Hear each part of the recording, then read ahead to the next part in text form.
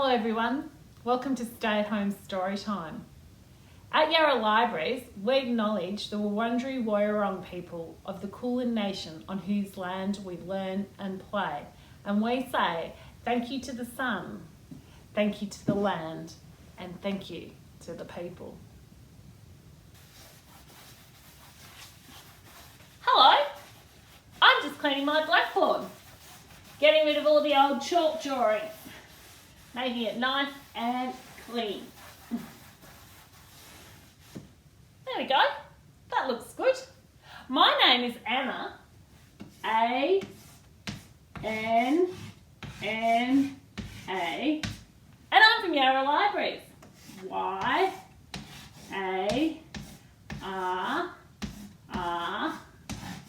Yarra Libraries, L-I-B one of my favourite words, A-R-I-E-S,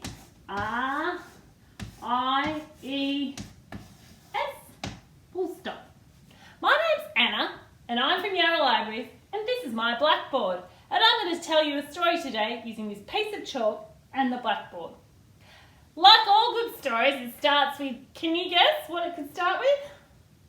Yep, you're right, with once upon a time. So let's get going. Once upon a time, there was an old woman, and she lived in a house with 2 chimneys. 1, 2. She also had 2 windows in her house. 1, 2. And a front door. There is the front door. The house a little bit longer. It's very handy to have a front door. Well, winter's coming. The old lady was feeling a bit chilly, and she thought, I think I need to light a fire tonight to keep me warm and toasty, but I haven't got any firewood, so I'm going to go out and collect some. So she opened up her front door and she walked down her street looking for wood. She couldn't find any. She got to the end of her street and there was a lane. It was a curly-whirly lane, and she walked down it and walked to the end of the lane, but still, no luck. She couldn't find any firewood. So she turned around and went back round the other side of the lane and came out at the street. Still, the old lady couldn't find any firewood. There, at the end of the lane, there was a sports field with trees all along it. And she thought, I might go down there. There might be some kindling that I can pick up and that'll help me light the fire. So she walked down the sports field. But there'd been a lot of rain and it was very slippery and muddy, and the old lady went, oops, and she slipped. And she had no firewood, and she was covered in mud. She had muddy knees and wet, muddy feet. She thought, I'm going to head back towards home.